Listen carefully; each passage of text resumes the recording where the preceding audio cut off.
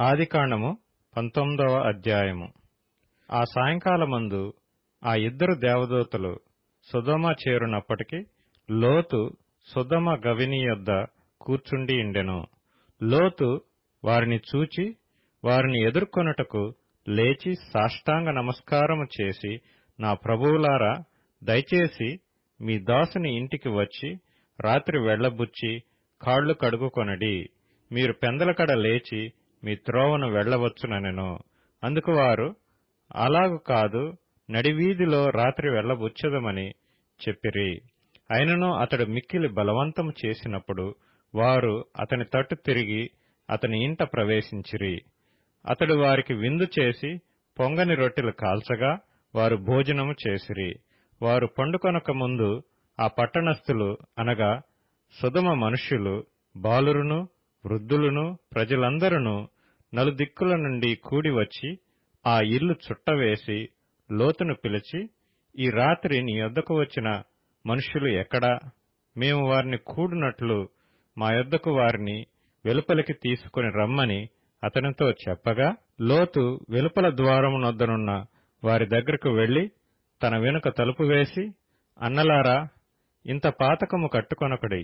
ఇదిగో, పురుషుని కోడని ఇద్దరు కుమార్తెలు నాకున్నారు. సెలవైతే వారిని మీ యొద్దకు వెలుపలికి తీసుకుని వచ్చెదను. వారిని మీ మనస్సు వచ్చినట్లు చేయుడి. ఈ మనుష్యులు నా ఇంటి నీడకు వచ్చియున్నారు కనుక వారిని మీరేమీ చేయకూడదని చెప్పినప్పుడు వారు, నీవు అవతలికి పొమ్మండ్రి. మరియు వారు, వీడెవడో మనలోనికి పరదేశిగా వచ్చి తీర్పరిగా నుండ చూచుచున్నాడు కాగా వారికంటే నీకు ఎక్కువ కీడు చేసేదమని చెప్పి లోతు అను ఆ మనుష్యుని మీద దొమ్మిగా పడి తలుపు పగలగొట్టుటకు సమీపించిరి. అయితే ఆ మనుష్యులు తమ చేతులు చాపి లోతును ఇంటి లోపలికి తమ యొద్దకు తీసుకుని తలుపు వేసిరి. అప్పుడు వారు పిన్నలు మొదలుకొని పెద్దల వరకు ఆ ఇంటి ద్వారము దగ్గరనున్న వారికి కనుమబ్బు కలుగుచేయగా వారు ద్వారము కనుగొనలేక విసికిరి. అప్పుడు ఆ మనుష్యులు లోతుతో, ఇక్కడ నీకు మరి ఎవరున్నారు? నీ అల్లుని, నీ కుమారులను, నీ కుమార్తెలను, ఈ ఊరిలో నీకు కలిగిన వారినందరినీ వెలుపలికి తీసుకుని రమ్ము. మేము ఈ చోటు నాశనము చేయవచ్చితిమి. వారిని గూర్చిన మొర యెహోవా సన్నిధిలో గొప్పదాయను గనుక దాని నాశనము చేయుటకు యెహోవా మమ్మను పంపెనని చెప్పగా, లోతు బయటకు వెళ్లి తన కుమార్తెలను పెండ్లాడనైయున్న తన అల్లులతో మాట్లాడి, లెండి, ఈ చోటు విడిచిపెట్టి రండి, యెహోవా ఈ పట్టణమును నాశనము చేయబోచున్నాడని చెప్పెను. అయితే అతడు తన అల్లుళ్ల దృష్టికి ఎగతాళి చేయువాని వలె నుండెను. తెల్లవారినప్పుడు ఆ దూతలు లోతును త్వరపెట్టి, లెమ్ము, ఈ ఊరి దోషశిక్షలో నశించిపోకుండా నీ భార్యను, ఇక్కడనున్న నీ ఇద్దరు కుమార్తెలను తీసుకొని రమ్మని చెప్పిరి. అతడు తడువు చేసెను. అప్పుడు అతని మీద యెహోవా కనికరపడుట వలన ఆ మనుష్యులు అతని చేతిని, అతని భార్య చేతిని, అతని ఇద్దరు కుమార్తెల చేతులను పట్టుకొని వెలుపలికి తీసుకుని వచ్చి ఆ ఊరి బయట నుంచిరి. ఆ దూతలు వారిని వెలుపలికి తీసుకుని వచ్చిన తరువాత ఆయన, నీ ప్రాణమును దక్కించుకున్నట్లు పారిపొమ్ము, నీవు వెనుక చూడకుము, ఈ మైదానములో ఎక్కడనూ నిలువక నీవు నశించిపోకుండా ఆ పర్వతమునకు పారిపొమ్మని చెప్పగా, లోతు, ప్రభువా, అలాగు కాదు, ఇదిగో నీ కటాక్షము నీ దాసుని మీద వచ్చినది. నా ప్రాణము రక్షించుట వలన నీవు నా ఎడల కనపరిచిన నీ కృపను ఘనపరిచితివి. నేను ఆ పర్వతమునకు తప్పించుకొని పోలేను.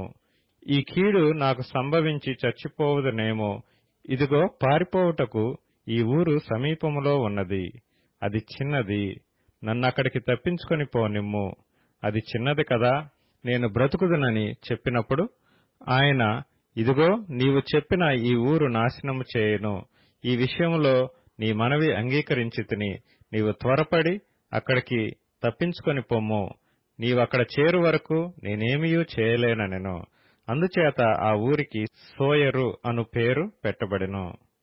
లోతు సోయరుకు వచ్చినప్పుడు ఆ దేశమున సూర్యుడు ఉదయించెను. అప్పుడు యెహోవా సొదొమ మీదను గొమొర్రా మీదను యెహోవా యొద్ద నుండి గంధకమును అగ్నిని ఆకాశము నుండి కురిపించి ఆ పట్టణములను ఆ మైదానమంతటిని ఆ పట్టణములలో నివసించిన వారినందరినీ నేల మొలకలను నాశనము చేసెను. అయితే లోతు భార్య అతని వెనుక నుండి తిరిగి చూచి ఉప్పు స్తంభమాయెను. తెల్లవారినప్పుడు అబ్రాహాము లేచి తాను యెహోవా సన్నిధిని నిలిచిన చోటికి వచ్చి సొదొమ గొమొర్రాల తట్టును ఆ మైదానపు ప్రదేశము యావత్తును చూడగా, అదిగో, ఆ ప్రదేశపు పొగ ఆవము పొగవలె లేచుచుండెను. దేవుడు ఆ మైదానపు పట్టణములను పాడు చేసినప్పుడు దేవుడు అబ్రాహామును జ్ఞాపకం చేసుకుని లోతు కాపురమున్న పట్టణములను నాశనము చేసినప్పుడు ఆ నాశనము మధ్యన లోతు నశించకుండా అతన్ని తప్పించెను. లోతు సోయరులో నివసించుటకు భయపడి తన 2 కుమార్తెలతో కూడా సోయరు నుండి పోయి ఆ పర్వతమందు నివసించెను. అతడును అతని 2 కుమార్తెలను ఒక గుహలో నివసించిరి.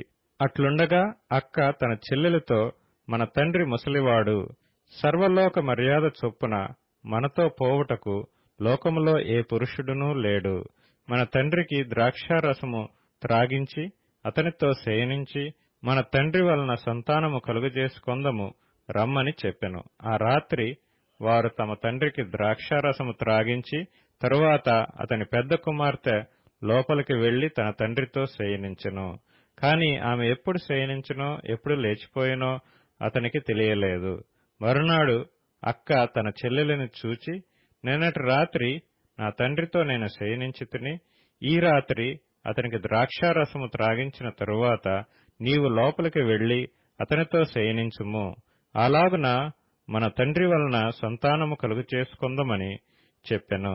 ఆ రాత్రియు వారు తమ తండ్రికి ద్రాక్షారసము త్రాగించిరి. అప్పుడు ఆ చిన్నది లేచి అతనితో శయనించెను. ఆమె ఎప్పుడు శయనించెనో ఎప్పుడు లేచిపోయినో అతనికి తెలియలేదు.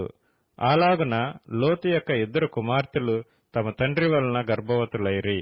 వారిలో పెద్దది కుమారుని కని వానికి మోయాబు అను పేరు పెట్టెను.